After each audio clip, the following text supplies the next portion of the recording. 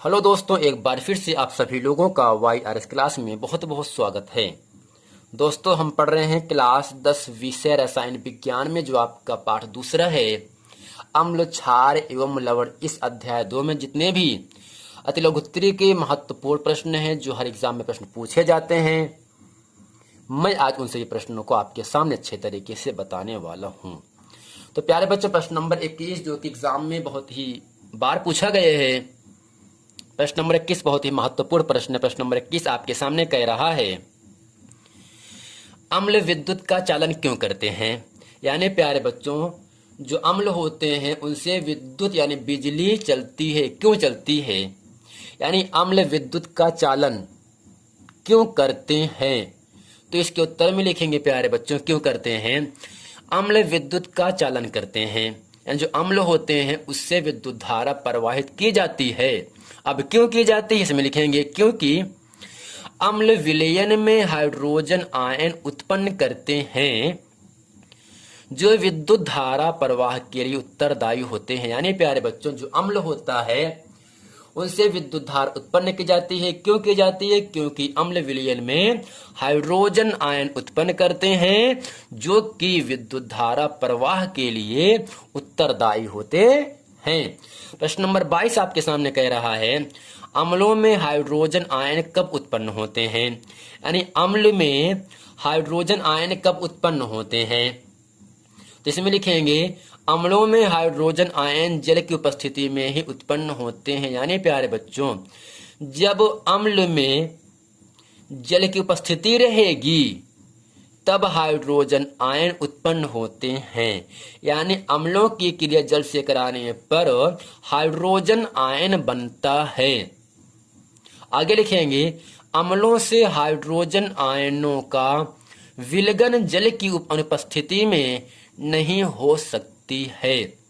जैसे HCl है प्यारे बच्चों प्लस H2O है, इन दोनों क्रिया कराने पर क्या बन रहा है, H3 प्लस और प्लस Cl बन रहा है। यानी अम्लों की क्रिया जल से कराने पर H3O प्लस Cl निगेटिव बनता है।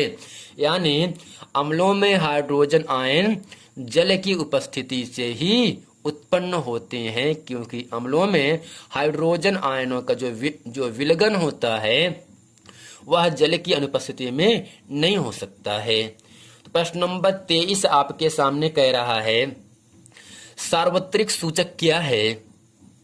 इसमें लिखेंगे, सार्वत्रिक सूचक विभिन्न सूचकों के मिश्रण होते हैं। सार्वत्रिक सूचक दिए गए किसी विलयन में, जैसे नमक और चीनी का घोल क्या होगा, एक आपका विलयन कहलाता है। यानी सार्वत्रिक सूचक दिए गए किसी विलयन में हाइड्रोजन आयन सांद्रता की विभिन्न स्थितियों में विभिन्न रंग प्रदर्शित करते हैं। यानी बच्चों, सार्वत्रिक जो सूचक होते हैं विभिन्न सूचकों के क्या होते हैं, मिश्रण होते हैं। सार्वत्रिक सूचक दिए गए किसी विलयन में हाइड्रोजन आयन सांद्रता की विभिन्न स्थितियों में विभिन्न रंग प्रदर्शित करते हैं। प्रश्न नंबर 24 आपके सामने कह रहा है, सार्वत्रिक सूचक का क्या लाभ है। इसमें लिखेंगे, सार्वत्रिक सूचक से किसी अम्ल अथवा क्षार की प्रबलता की जानकारी प्राप्त होती है। यानी कोई अम्ल कितना ज्यादा प्रबल अम्ल है या दुर्बल अम्ल है, कोई क्षार कितना प्रबल क्षार है, कितना दुर्बल क्षार है, इन सबको पता करने के लिए हम सार्वत्रिक सूचक का उपयोग करते हैं। यही इसका लाभ होता है। यानी सार्वत्रिक सूचक के माध्यम से अम्ल तथा क्षार की प्रबलता की जानकारी प्राप्त की जा सकती है। प्रश्न नंबर 25 आपके सामने कह रहा है, पीएच पैमाना या मापक्रम क्या। यानी प्यारे बच्चों, पीएच पैमाने को हम मापक्रम भी कहते हैं। यानी पीएच पैमाना या मापक्रम क्या है, इससे क्या नापते हैं। इसमें लिखेंगे, किसी विलयन में हाइड्रोजन आयन सांद्रता के मापन हेतु प्रयुक्त पैमाना पीएच पैमाना कहलाता है। यानी किसी विलयन में हाइड्रोजन आयन की जो सांद्रता होती है उसको नापने के लिए हम पीएच पैमाने का उपयोग करते हैं। यही पीएच पैमाने ही कहलाता है। प्रश्न नंबर 26 आपके सामने कह रहा है, पीएच को परिभाषित कीजिए, यानी पीएच किसे कहते हैं, पीएच है क्या। इसमें लिखेंगे पीएच एक संख्या है। क्या है बच्चों, पीएच एक संख्या है जो कि 0 से लेकर 14 तक होता है। पीएच एक संख्या है जो किसी विलयन की अम्लीयता अथवा क्षारीय प्रकृति को इंगित करता है। यानी बच्चों पीएच एक संख्या होती है जिसके माध्यम से हम अम्लीयता और क्षारीयता की प्रकृति को बताते हैं। प्रश्न नंबर 27 आपके सामने कह रहा है, आमाशय में उत्पन्न रसों का पीएच स्तर 7 से कम होता है या अधिक, यदि ऐसा है तो क्यों होता है। इसमें लिखेंगे आमाशय यानी पेट में, यहाँ पर आपका भोजन करने के बाद भोजन जहाँ एकत्र होता है, पेट में एकत्र होता है ना, उसे क्या कहते हैं, आमाशय। आमाशय में उत्पन्न रसों का पीएच स्तर 7 से कम होता है। यदि आपसे कोई पूछे आमाशय में उत्पन्न रसों का जो पीएच मान होता है वह कितना होता है, तो आपको बता देना है 7 से कम होता है, क्योंकि आमाशय हाइड्रोक्लोरिक अम्ल उत्पन्न करता है। अगर कोई आपसे पूछे आमाशय क्या उत्पन्न करता है, तो आपको बता देना है हाइड्रोक्लोरिक अम्ल उत्पन्न करता है, जो भोजन के पाचन में सहायता प्रदान करता है। यानी प्यारे बच्चों आमाशय के अंदर उत्पन्न जो रस होते हैं उसका जो पीएच मान होता है 7 से कम होता है, क्योंकि आमाशय में हाइड्रोक्लोरिक अम्ल बनता है जो कि भोजन को पचाने में हाइड्रोक्लोरिक अम्ल अपनी अहम भूमिका निभाता है। प्रश्न नंबर 28 आपके सामने कह रहा है, विरंजक चूर्ण में सदैव क्लोरीन की गंध क्यों आती है। बहुत ही महत्वपूर्ण प्रश्न है प्रश्न नंबर 28। विरंजक चूर्ण में जिसे हम CaOCl2 कहते हैं, जिसे हम कैल्शियम ऑक्सीक्लोराइड कहते हैं, CaOCl2 को हम क्या कहते हैं, विरंजक चूर्ण कहते हैं, जिससे रासायनिक नाम क्या होगा इसका, कैल्शियम ऑक्सीक्लोराइड होता है। यानी विरंजक चूर्ण में हम सदैव हमेशा क्लोरीन की गंध क्यों आती रहती है। इसमें लिखेंगे विरंजक चूर्ण में सदैव क्लोरीन की गंध इसलिए आती है क्योंकि वायु मतलब हवा में, वायु में उपस्थित कार्बन डाइऑक्साइड यानी गंदी हवा, यानी क्योंकि वायु में कार्बन डाइऑक्साइड जिसे हम CO2 कहते हैं गैस, इसे धीरे धीरे अपघटित करके तोड़ करके क्लोरीन गैस उत्पन्न करती है। यानी बच्चों विरंजक चूर्ण में सदैव क्लोरीन गैस की गंध इसलिए आती है क्योंकि वायु में उपस्थित कार्बन डाइऑक्साइड गैस जो होता है वह धीरे धीरे टूट करके क्लोरीन गैस उत्पन्न करती है, इसीलिए विरंजक चूर्ण में हमेशा क्लोरीन की गंध आती है।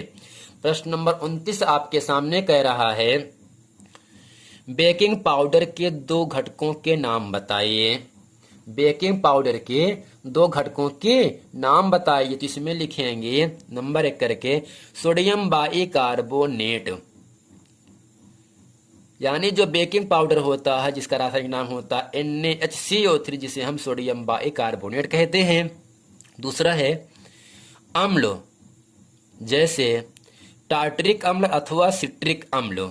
ये दोनों क्या हैं, बेकिंग पाउडर के 2 घटक होते हैं। यानी जो बेकिंग पाउडर बनता है वह सोडियम बाइकार्बोनेट और टार्टरिक अम्ल अथवा सिट्रिक अम्ल से बेकिंग पाउडर बनता है।